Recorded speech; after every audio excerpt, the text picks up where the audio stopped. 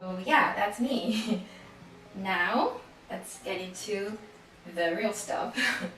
So the first project that I'm going to introduce is flexible retention. And you can sort of imagine what that is. I provide a little snippet here, which is this feature was this, well, the ask was really clear. Basically, the customers wanted flexible way of and granular control over their data retention, like really dial up and down as they want. So there was a really crisp ask. The customer request we had been hearing time and time again. So that's the context, and just a little more context about the problem. This retention policy again for event data, and it's something actually they have to kind of decide on when they sign up for email subscription. So you're in this order form, and they cannot change it until they renew the subscription. But spend, and from our business perspective, yeah, we want to remove the internal toil and we want to provide our customers with the self-serve UI and also API too. So now I wanted to take you through this whole design process. It was pretty straight, sort of linear kind of design process that I went through. So we can see we did these 4 steps, and I want to now go into the first step.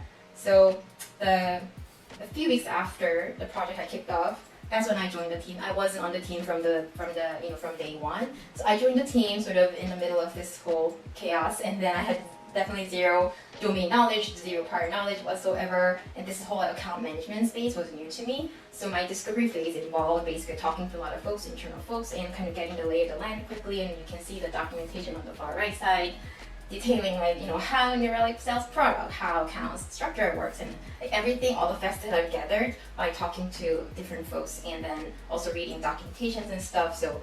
And then in the middle, you can see sort of another thing that I did where I kind of studied all the past research. There had been multiple attempts at solving this problem, so thankfully there was some previous research done.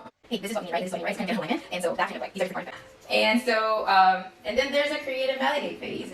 Now I have to create or start sketching the UI based on the requirements that we all agreed on.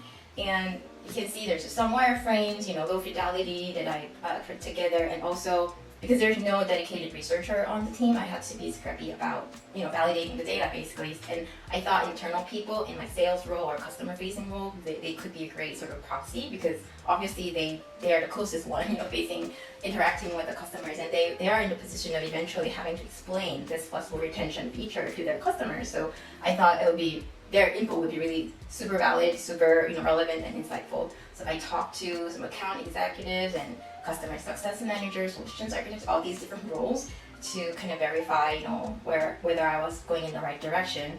And I mean, so far it seems like probably you might think, it's pretty straightforward, just UI project, just draw a table and buttons and put them here and there. But really, there was a more fundamental layer that I had to kind of nail and get right, which I'm about to dig into it now. So getting the language and contextual model right, what do I mean by this, and what do I mean by going from API to UI? So as I mentioned earlier, when I joined the team, I was sort of there was not quite halfway through, but the API portion of this whole self-serve retention management solution was there. So API was there, and the UI that I was going to design was going to consume the API, was going to base on that API. And when I realized really quickly, as I was trying to kind of wrap my head around and start sketching some ideas, what I realized was the languages and the whole conceptual model wasn't super intuitive. The one that we use in the API schema didn't seem to be the most intuitive thing from the user's perspective. And also there's inconsistent languages that I'm going to example here, rules versus policies. We kind of use those interchangeably, and actually in the API it has a special meaning, because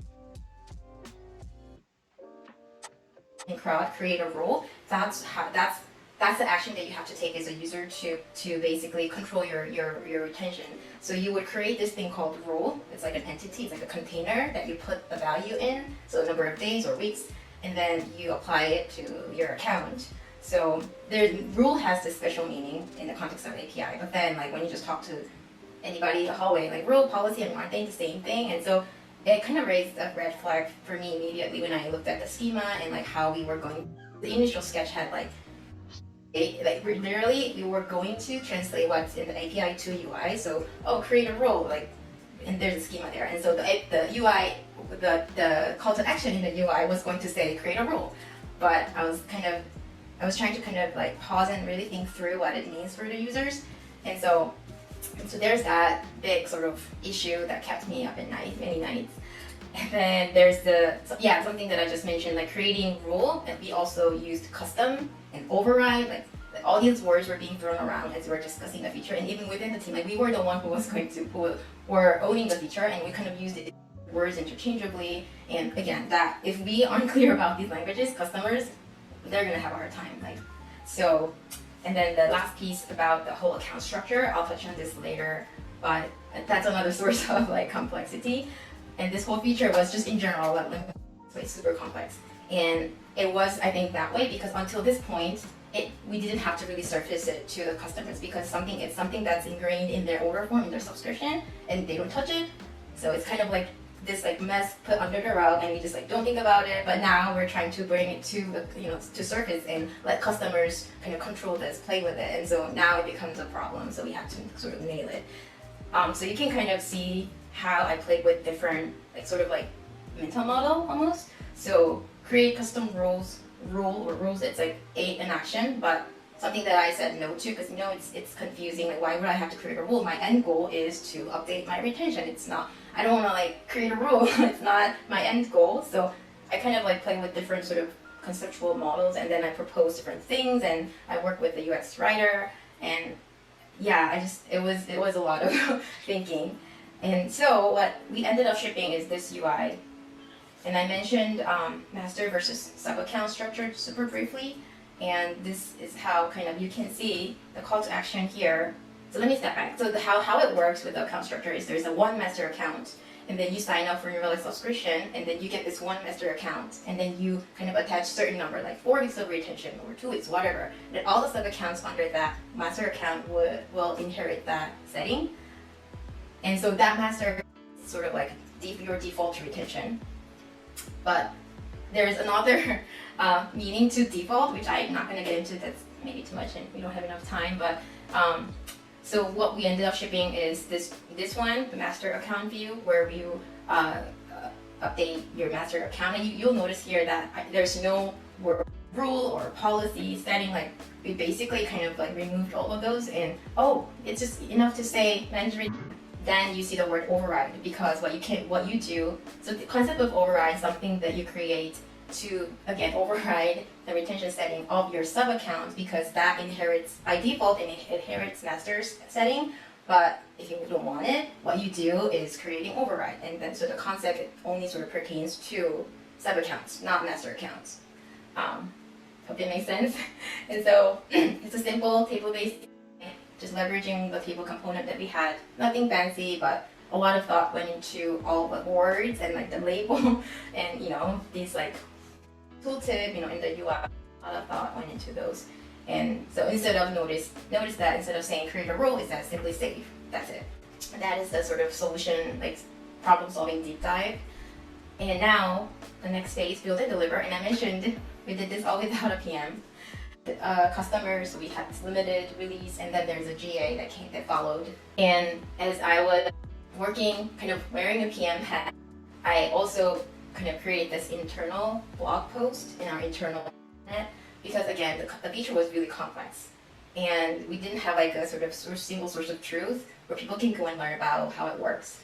And so I kind of created this long blog post, and I got a lot of views and a lot, especially from sales people, because that's the tool that they had to kind of they had to use to arm themselves to be able to explain what this is to their customers. And on the far right, this is a help doc article that also I started. I was just all over the places, and it was an interesting but at the same time overwhelming experience. But I did a lot of things to be able to ship this, and so post-launch, we were able to ship it on time, no bug, no major breakdown, and definitely removed the internal toil 100%. So that was sort of the goal. We were able to achieve the goal that we had. And then I just wanted to show some screenshots from the dashboard that I put up to track the usage of the features. Okay, how many people, how many accounts have updated their retention, and the one below is sort of like fast follow feature that we added post GA to kind of answer one of the asks from customers, like, okay, I want to be able to copy retention settings. I have so many sub accounts. I don't want to go to each sub account and update my setting. I just want to be able to copy settings to multiple accounts. So that's something that we did and to respond to the customer ask. And that's the story.